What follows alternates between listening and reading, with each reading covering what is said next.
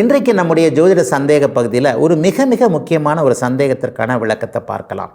சிறு வயதில் வருகின்ற ஏழரை சனி எப்படியாவது பாதிக்குமா, பாதிக்காமல் விட்டுவிடுமா என்பது போன்ற சந்தேகங்கள் நிறைய பேருக்கு இருக்குது. உண்மையில் அந்த ஏழரை சனியில் 1ஆம் சுற்று, 2ஆம் சுற்று, 3ஆம் சுற்றுன்னு சொல்லுவோம். ஒரு 10 வயதில் வரக்கூடிய ஏழரை சனி அப்படி ஒன்றும் அந்த பாலவ பருவத்தில் இருக்கக்கூடிய குழந்தைகளை பாதிக்கிறதே இல்லை. என்ன ஒன்று பண்ணோம், அவர்களுக்கு ஒரு 10 வயது 15 வயது சிறுவர்களுக்கு உள்ள கடமை என்ற ஒன்று படிக்கிறது மட்டும்தான் இல்லையா, அந்த படிப்பில் ஆர்வத்தை குறைக்கும்.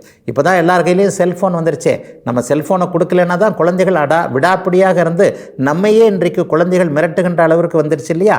இது போன்ற அமைப்புகளில் ஒரு 10-15 வயதுகளில் வரக்கூடிய ஏழரை சனி அவர்களுக்கு செல்ஃபோன் அல்லது மற்ற விளையாட்டுகளின் மேலே ஆர்வத்தை கொடுக்கக்கூடிய அளவில் குழந்தைகளின் நேர்மையான கடமையான படிப்பிலிருந்து தவறக்கூடிய அமைப்புகளை செய்யும். சனியுடைய குணம் என்ன உங்களுக்கு தேவையோ அதை நீங்கள் செய்ய விடாமல் செய்வது என்பது தான். எந்த ஜாதக அமைப்பில் இருந்தாலும் சரி, ஏழரை சனி அமைப்பில் இருந்தாலும் அது மாதிரியான சில விஷயங்களை செய்யும்.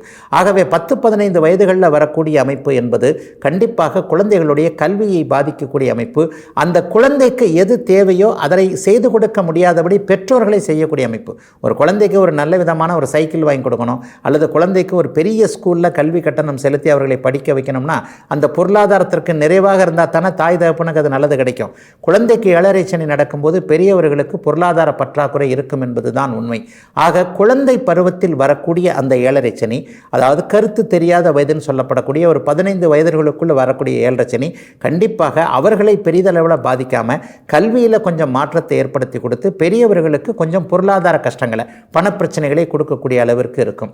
இதே நேரத்தில் வாலிப பருவத்தில் வந்தாச்சுனாலே ஒரு 20-25 வயசில் வரும்போது அந்த நேரத்தில் அவருக்கு என்ன தேவையோ அதை தடை செய்யக்கூடிய அமைப்பு, வேலை அமைப்பு உள்ள தடைகள் இருக்கும், டைவர்ஷன் கொஞ்சம் இருக்கும். இந்த 20 வயது 25 வயது என்பது காதல் போன்ற எதிர்பாலினத்தவரின் மீது ஈர்ப்புகளை ஏற்படக்கூடிய, ஆணுக்கு பெண்ணையும் பெண்ணுக்கு ஆணையும் அறிமுகப்படுத்தக்கூடிய காலகட்டங்கள் இல்லையா.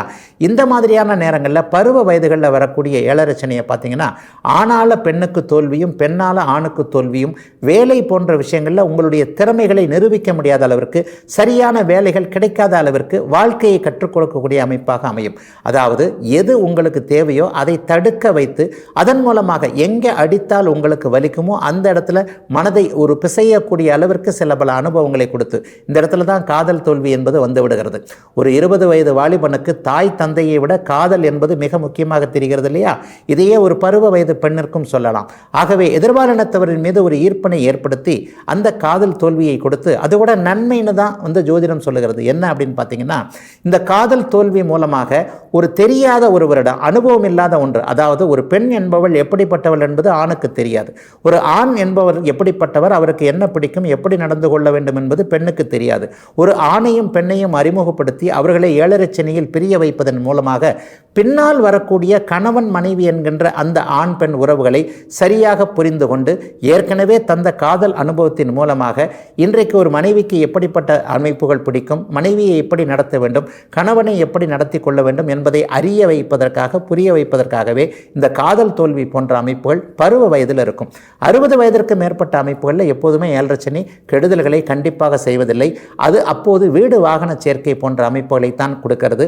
ஆகவே குழந்தை நடுத்தர வயது அல்லது வயது பருவங்கள் அமைப்புகளில் வரக்கூடிய ஏழரை சனி அந்த நடுத்தர வயது பருவத்தில் தான் அதிகம் பாதிப்புகளை கொடுக்கிறது என்பதுதான் இன்றைய ஜோதிட விளக்கமாக இருக்க முடியும். இதுவரை 12 ராசிகளுக்கான இன்றைய ராசி பலன்களையும் ஜோதிட சந்தேகத்திற்கான விளக்கத்தையும் பார்த்தோம்.